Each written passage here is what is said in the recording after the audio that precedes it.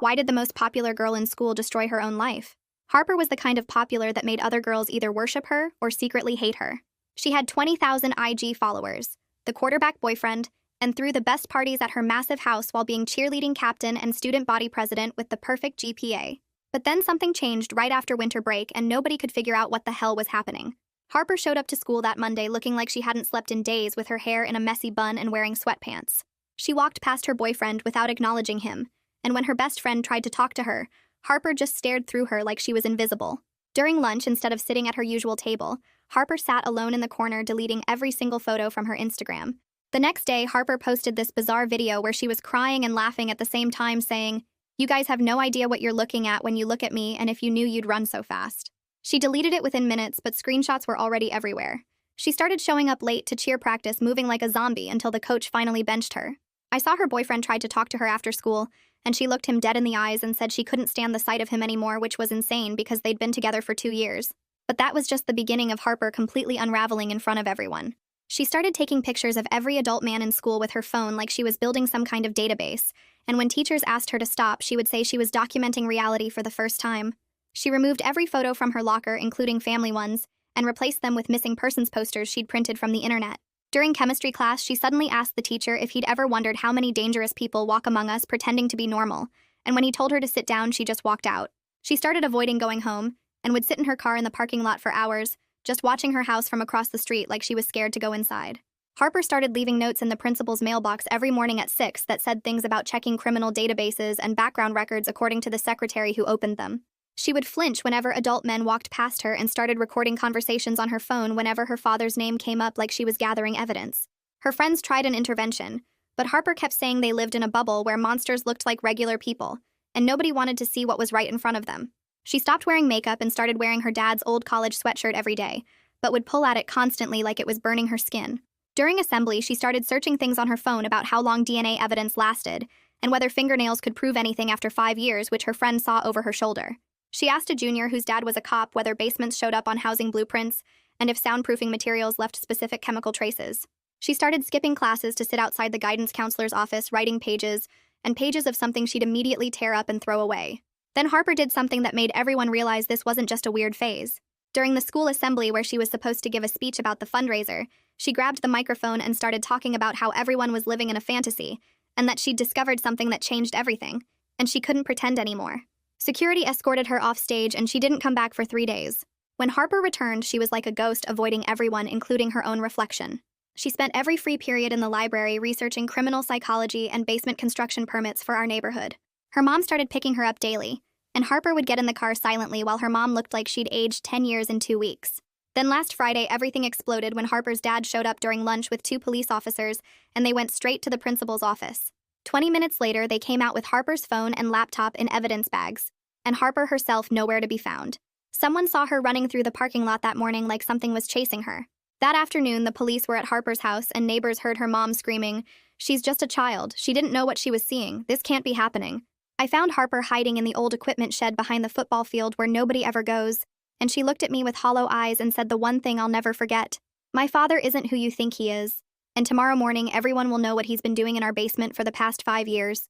Then she stood up and walked toward the woods behind the school. My feet stayed frozen to the ground while Harper got smaller and smaller between the trees, until she completely disappeared. My hands shook so bad I could barely get my phone out of my pocket. I started dialing 911 but stopped because what was I supposed to say? That the most popular girl in the school said something weird about her dad's basement before walking into the woods? The whole thing felt like some crazy dream, but Harper's words kept repeating in my head about what her father had been doing for 5 years. I turned and ran back toward the main building, my legs feeling like jelly. The parking lot was mostly empty since it was after 4. I burst through the side doors and almost crashed right into Tristan Lin, who was coming out of the bathroom. He grabbed my shoulders to steady me, and his eyes went wide when he saw my face. I started talking so fast the words tumbled over each other about finding Harper in the shed and what she said about her father and the basement. Tristan's face changed from confused to shocked to scared as I kept talking.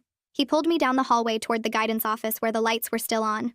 Janice McGuire was at her desk typing something when we practically fell through her door.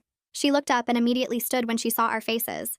Tristan helped me explain everything while I tried to catch my breath. Janice wrote down every word I said about Harper hiding in the shed and what she told me about her father. She asked me exactly when this happened and if Harper said anything else specific. She asked about Harper's behavior the past few weeks, and I told her about the missing persons posters and the DNA searches and everything else. Janice picked up her phone and said she had to make a mandatory report right away, even though we didn't have much proof. She dialed the state abuse hotline while we sat there listening to her give Harper's full name and home address. She requested an immediate welfare check and explained Harper might be in danger. She hung up and called the local police station next to report Harper as a possible runaway or missing person. Within an hour, 2 police cars pulled up to the school, and Detective Christopher Garza walked into Janice's office. He was younger than I expected, with kind eyes but a serious face. He asked me to repeat everything Harper said word for word. He wrote it all down in a small notebook and asked about Harper's mental state, and if she'd ever made claims like this before. He explained they needed more than just Harper's statement to get a warrant for her father's basement. He said they'd check the house, but without probable cause, they couldn't search specific areas. Janice gave him copies of all her notes from the past month about Harper's concerning behavior.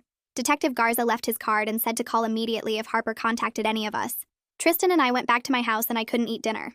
I stayed up all night making a timeline on my laptop of everything weird Harper had done since winter break.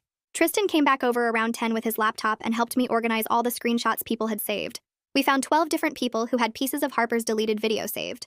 We put together screen recordings of her Instagram deletion spree and photos of her locker with the missing persons posters. Tristan found posts from other students talking about Harper's strange questions and behavior. We organized everything into folders by date with descriptions of each incident. My mom brought us coffee at 2 in the morning and asked if we were okay. We worked until the sun came up and had 3 pages of timeline plus all the digital evidence organized. I dozed off for maybe an hour before my phone started buzzing with texts. The whole school was talking about Harper never coming home last night.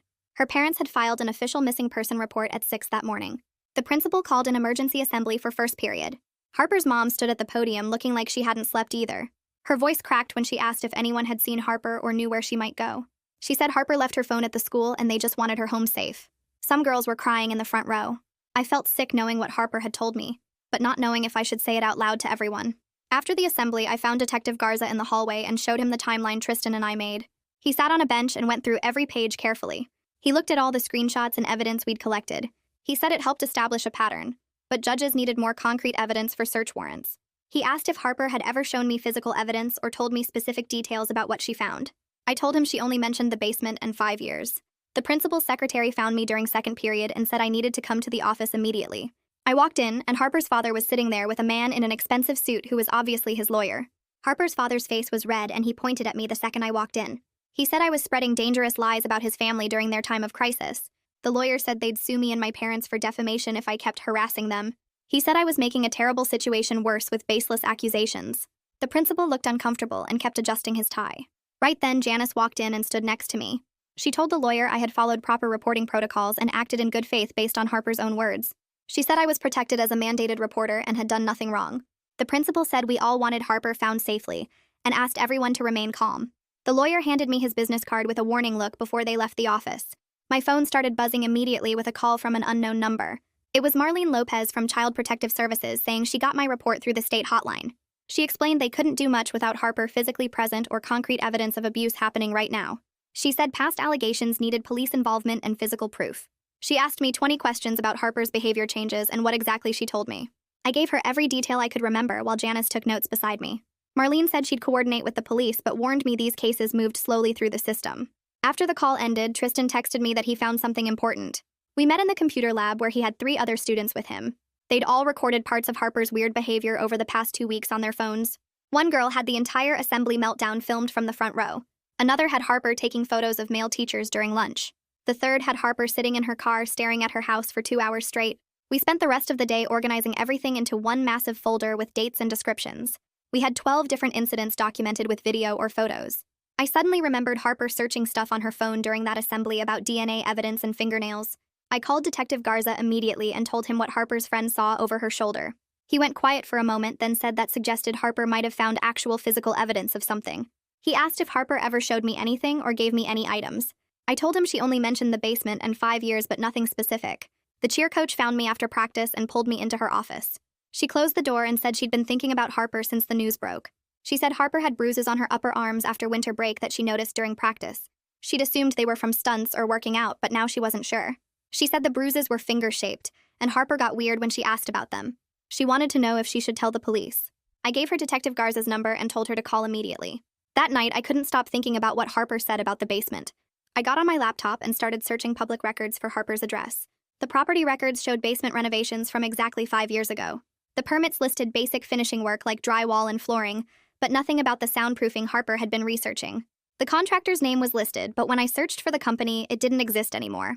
I took screenshots of everything and added them to our evidence folder. 2 days passed with no sign of Harper anywhere. The police organized search teams to comb through the woods behind school. I signed up immediately along with half the school. We spread out in lines, walking slowly through the trees, calling Harper's name. The woods were bigger than I realized, with trails going in every direction. I kept thinking about Harper walking into these same woods looking so broken. We searched for 6 hours, finding nothing but old beer cans and trash. On the second day of searching, I went back to the area near where I'd last seen Harper. I followed a deer trail deeper into the woods than the main search teams had gone. Under some leaves near a fallen tree, I saw something black. It was Harper's phone, covered in dirt and dead. I didn't touch it, but called Detective Garza immediately. He arrived within 20 minutes with an evidence team. They photographed everything before bagging the phone carefully. Garza said their tech team would try to recover any data even though it was dead. 3 days later, Garza called me with an update. The tech team had recovered Harper's search history from her phone. She'd been researching 5 missing women from our area repeatedly for weeks. All of them had vanished over the past 5 years. All were between 16 and 22 years old. All had brown hair like Harper. Garza said they were now looking for connections between these cases and Harper's father. He couldn't share more, but said this was becoming much bigger than they initially thought. The principal's secretary found me the next morning before first period. She looked around nervously, then whispered that she needed to tell me something. She said Harper's dad had been in yesterday arguing with the principal about containing the situation and protecting the school's reputation. She said he was demanding they control what students were saying and threatened to pull his donations. She'd kept copies of all those notes Harper left in the principal's mailbox about checking criminal databases. She handed me a folder with photocopies of 12 different notes. Each one mentioned specific things to investigate about people's backgrounds. Some had dates and locations that didn't make sense to me yet. I gave everything to Detective Garza that afternoon. That night around 11, my phone buzzed with a text from a blocked number. It said Harper was safe but couldn't come forward yet. The message mentioned something specific about our chemistry class that only Harper would know about, a joke our teacher made about periodic table elements. I immediately forwarded it to Garza, who said they'd try to trace it, but blocked numbers were nearly impossible to track. The text gave me hope that Harper was alive somewhere even if she couldn't come home yet.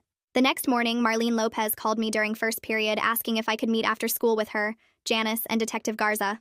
I got to Janice's office at 3:30, where they were already waiting with papers spread across the desk. Marlene explained they needed to coordinate everything we knew, but had to be careful about protecting Harper, even if that meant moving slowly. She kept checking her phone and writing notes while Garza went through the timeline I'd made, asking specific questions about dates and times. After an hour of going through everything, Marlene said they had enough to keep building the case but needed more concrete evidence. That evening, I was doing homework when my phone rang with a number I didn't recognize. The woman on the other end said she was Harper's neighbor and had seen the news coverage about Harper being missing. She told me about hearing strange noises from their house late at night for the past year, like hammering and drilling sounds. She remembered seeing delivery trucks bringing construction materials to their house last summer, but thought they were just doing normal renovations. I took notes on everything she said and texted Garza immediately, who said he'd contact her directly. The next day at lunch, Tristan showed me something on his phone that made my stomach drop. He'd been scrolling through old social media posts from parties at Harper's house and found one from 2 years ago, where you could see boxes in their hallway. When he zoomed in, the labels were clear as day, reading acoustic foam and sound-dampening panels. We sent the screenshot to Garza right away, who responded that this was exactly the kind of evidence they needed to establish a timeline.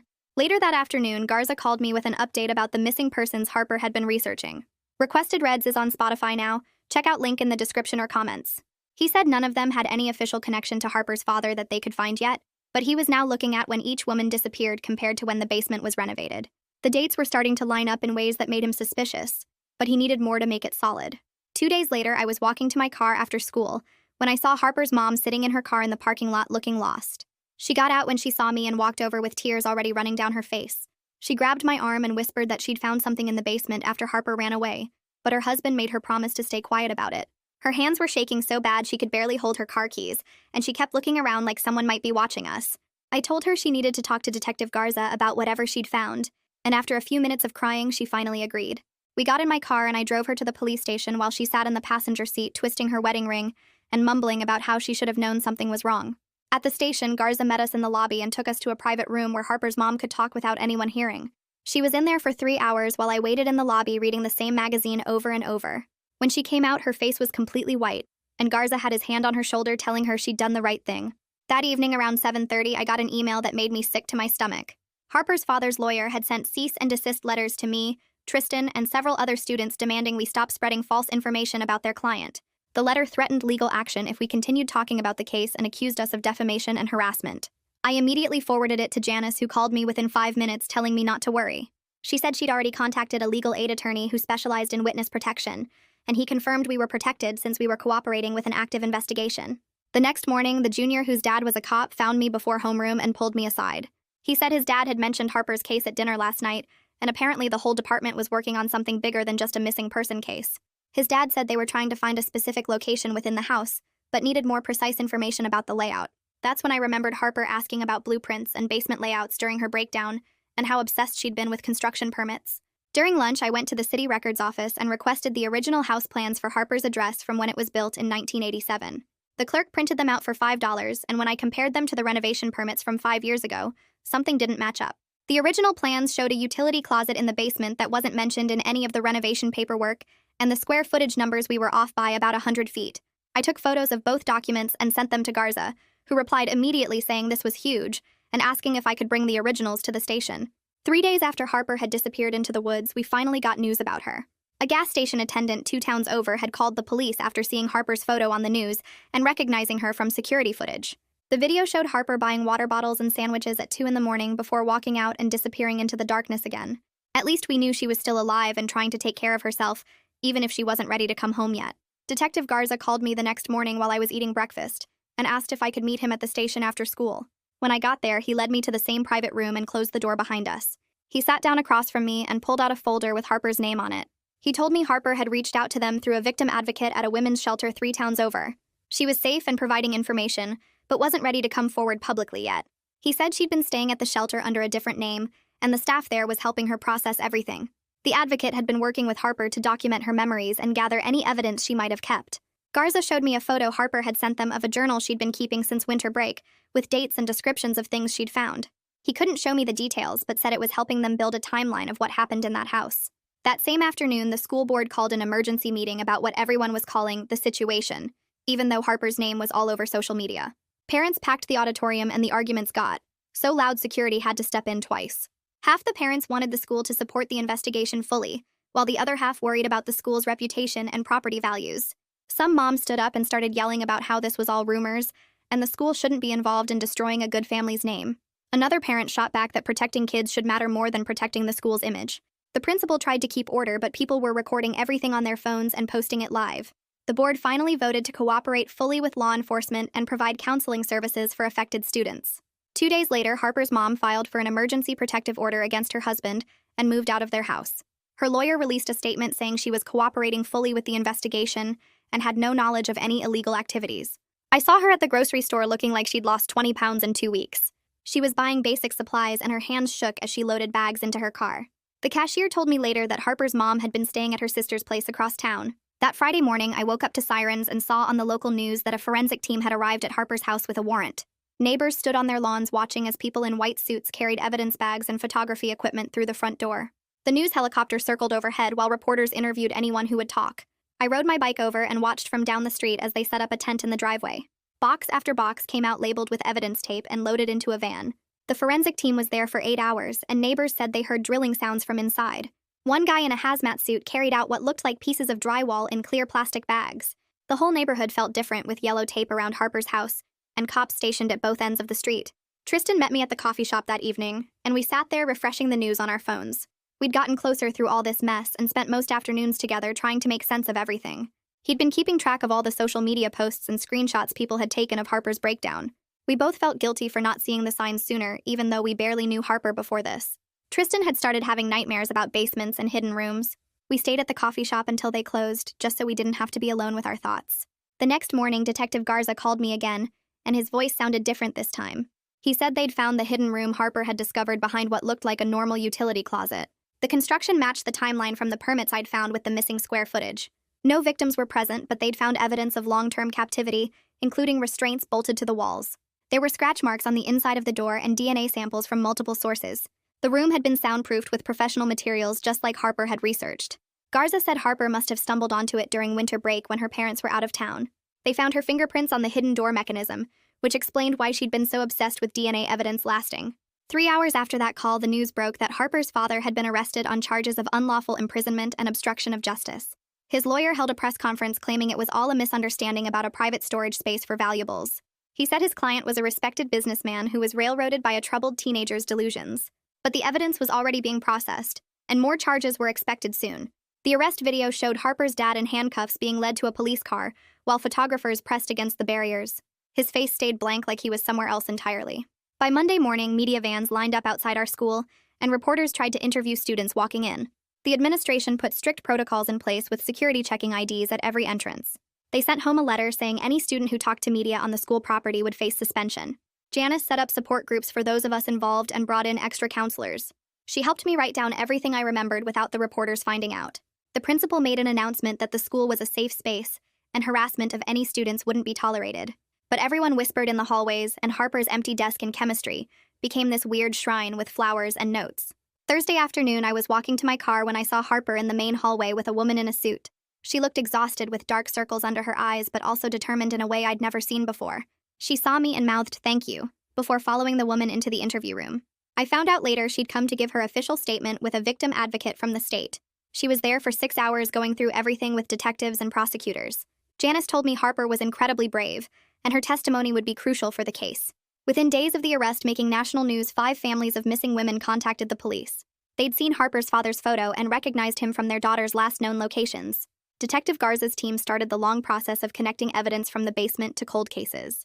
3 of the missing women had disappeared from areas where Harper's dad had business trips. The other 2 had worked at companies where he'd been a consultant years ago. The forensic evidence from the hidden room was matched against DNA from the missing persons database. The matches started coming back positive for 3 of the missing women within 48 hours. I was sitting in the cafeteria when the news alert popped up on my phone about Harper's father's bail hearing being scheduled for that afternoon. The judge set it at $2 million after the prosecutor showed evidence that he'd been transferring money to offshore accounts for years and had property in countries without extradition treaties.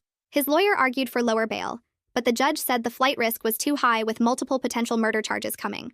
They froze all his assets that same day, including the house and his company accounts, while investigators started tracing where the money went. The school called an emergency staff meeting that Monday morning, and I saw teachers coming out looking shaken. The principal sent out an email saying they were implementing mandatory reporting training for all staff members starting immediately. The cheer coach found Harper's mom in the parking lot after the training and broke down crying while apologizing for not seeing the signs. She kept saying she should have known something was wrong when Harper started flinching during practice, and how she'd failed as a coach. Harper's mom just hugged her and said nobody could have known what was happening in their house.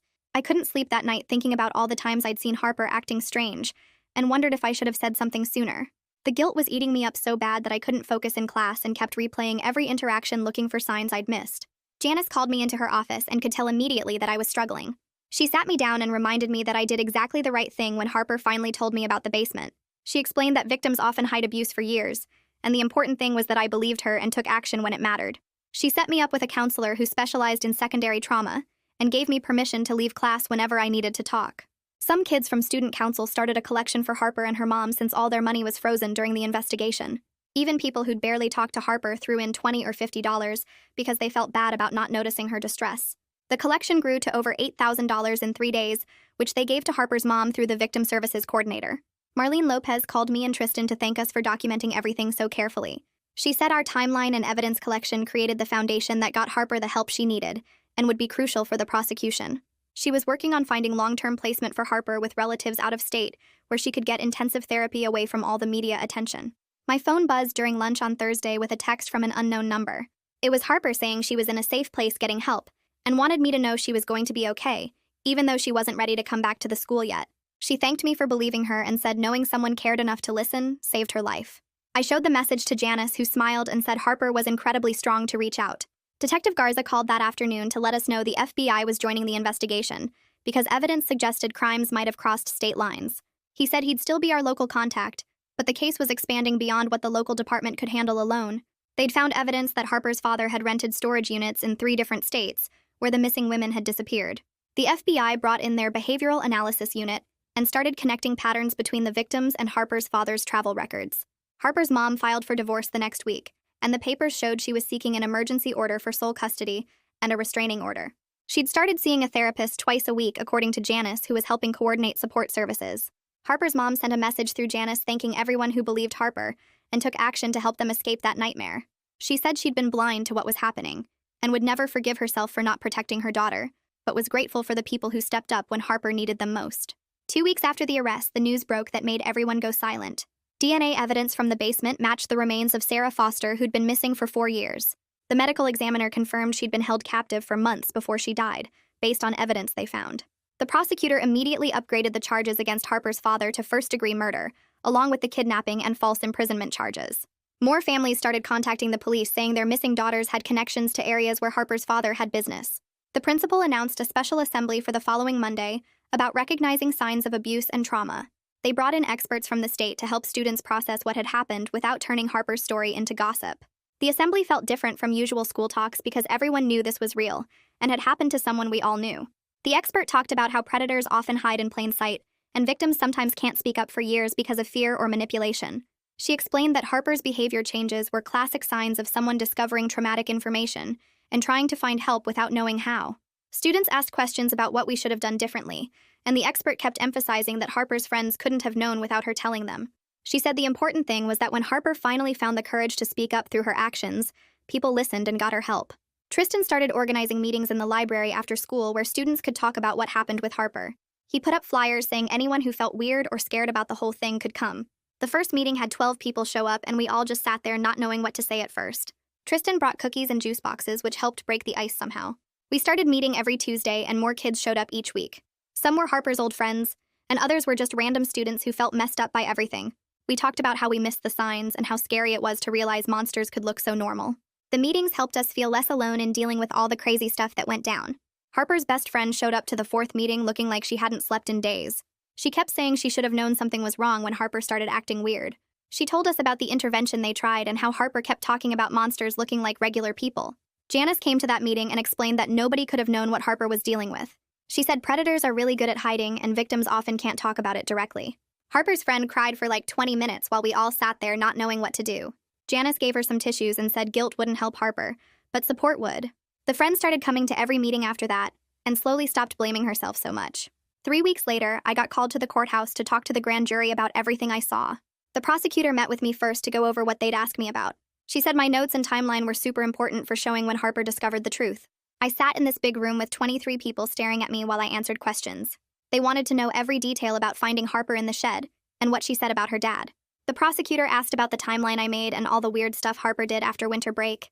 I showed them the screenshots of her deleted video and explained how she researched missing people. The whole thing took 3 hours and my hands were shaking the entire time. When I finished, the prosecutor said our evidence helped prove Harper discovered something real, not imagined. Harper's dad went to court the next month and his lawyer said he wasn't guilty of anything. The news showed him in a suit looking all normal while his lawyers talked about lack of proof. They said the basement room could have been for storage and the DNA might be contaminated. The prosecutor told us not to worry because they had tons of physical evidence from the basement. She said they found restraints bolted to the walls and scratch marks everywhere. They had DNA from hair and blood that matched missing women from years ago. The defense could say whatever they wanted, but the evidence was solid. More test results came back linking 3 more missing women to Harper's dad's basement. The families of those women had been searching for years without answers. One mom had been putting up posters for 5 years hoping her daughter would come home. The police called each family privately before releasing the names to the media. Our town held a memorial service at the park for all the victims they identified. Hundreds of people showed up with candles and flowers to remember the women. Some families spoke about their daughters and what they were like before they disappeared. It was the saddest thing I'd ever been to, but also important for everyone to grieve together. Harper decided she couldn't come back to our school after everything that happened. Marlene told us Harper was living with an aunt in another state to get away from everything. She was doing online classes to finish junior year while getting therapy twice a week. Harper wanted to graduate on time so she could still go to college next year. Her mom moved to the same town to be near her and start over somewhere new. They both needed to be far away from the house and all the memories. The principal called a staff meeting that nobody was supposed to know about, but word got out anyway. He announced he'd be retiring at the end of the school year after 30 years. Everyone knew it was because of how he handled Harper's situation at first. He'd ignored her weird behavior and the notes she left instead of investigating properly. Parents had been calling for his resignation since the truth came out about Harper's dad. The school board probably told him to retire quietly instead of getting fired publicly. Detective Garza came to the school to talk about starting a program for students. He wanted to teach kids how to recognize warning signs and report stuff safely. The program would meet once a month and cover things like how predators work and what to do if someone tells you something bad. He said what we did for Harper showed that young people could make a difference. Lots of students signed up because we all felt like we needed to learn from what happened. Garza brought in other cops and social workers to help teach the classes. Marlene stopped by one of our support group meetings to give us an update on Harper. She said Harper was doing better in therapy and starting to process everything that happened. Harper was even thinking about maybe helping other survivors someday when she was ready. Her therapist said she was really strong and making good progress dealing with the trauma. Marlene couldn't share details but wanted us to know Harper was going to be okay eventually. 6 months went by before we heard the news that Harper's dad took a plea deal. He admitted guilt to avoid trial and got life in prison without any chance of parole. This meant Harper and her mom wouldn't have to testify in court and relive everything. The prosecutor said it was the best outcome because the families got justice without more trauma. Harper's mom sent a message through Marlene saying they were relieved it was finally over. 2 weeks later, the principal called an assembly where he read Harper's letter out loud to the whole school. She wrote about finding the strength to speak up even when nobody believed her at first. She thanked me and Tristan by name for listening when she had nobody else to turn to. She thanked the counselor and the detective for taking her seriously when it mattered most. She told other students that if something bad was happening to them, they should keep trying until someone listened. The letter said she knew it was hard, but staying silent only helped the people hurting you. By the time the principal finished reading, there wasn't a single person not crying in that auditorium. The school board met the next week and voted to create something called the Safe Disclosure Protocol. They didn't use Harper's last name, but everyone knew it was because of what happened to her. The new rules meant any student who reported something serious would get immediate support and protection. They hired 2 more counselors just to handle these kinds of situations going forward. The protocol included training for all teachers on recognizing warning signs and responding the right way. At the end-of-year award ceremony, they called Tristan and me up on stage for a special citizenship award. It felt weird getting recognized for doing what any decent person should have done. We accepted it but said we were taking it for everyone who helped Harper through everything. The principal shook our hands, but you could tell he was uncomfortable since everyone knew he was retiring because of this. Harper's mom contacted the school through her lawyer saying the house finally sold after sitting empty for months. She donated all the money from the sale to a fund for victims of violent crimes. She sent updates through the counselor about how they were doing in their new city 3 states away. She was working at a nonprofit now, and Harper was finishing school online while getting lots of therapy.